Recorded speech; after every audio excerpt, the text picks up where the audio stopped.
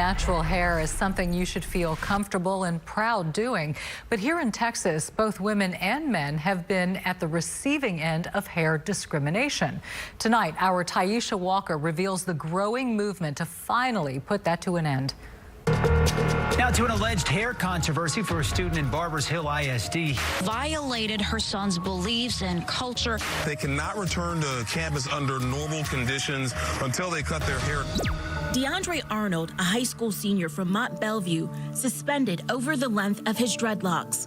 The dress code at Barbers Hill High School forced DeAndre to choose between his culture and his diploma. They say that even though my hair is up and off of all the regulations, that if it was down, it would be out of dress code. Not that I'm out of dress code, but if. DeAndre made national news, the story going viral.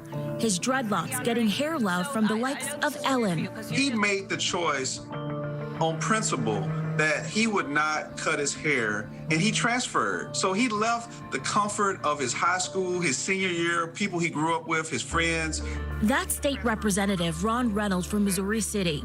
He says right now, Texas has no law protecting against hair discrimination based on style or texture. No protection in an office setting, no protection in the classroom.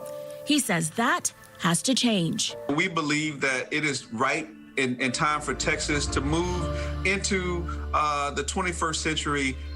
That's their natural hair, and they're being punished for it. So I think it's important to really talk about the beauty of our hair, to talk about the versatility, how it's our pride, it's our joy. Kiera Mead is a school counselor who transitioned to her natural roots 10 years ago and now wears locks. Mead hasn't faced punishment from an employer, but she says there are times where she's felt uncomfortable at work. More so, I've had colleagues who have asked if they could touch my hair. Some have been just genuine curiosity, and then some I've felt like they just, I don't want to say they were looking at like me, I'm like a zoo. Mead says for far too long, straight hair has been perceived as the standard of beauty.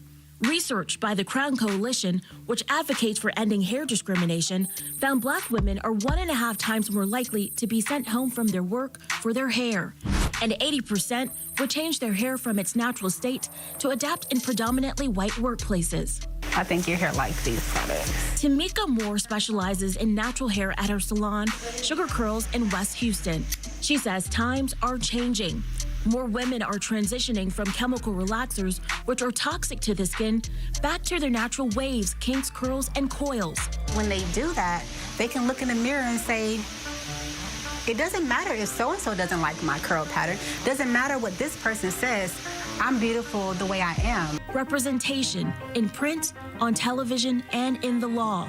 That brings us back to State Representative Ron Reynolds. There have been a national movement for the Crown Act, and we believe that it is right in time for Texas to move into the 21st century and look at students and people based upon their work ethic, not based upon how they choose to wear their hair. Reynolds has introduced House Bill 38, more widely known as the Crown Act. Whether it's dreads or braids or locks, the Crown Act would eliminate those type of subjectivity, and that it would allow people to basically wear their hair as a basis of expression. 8 states have passed the Crown Act.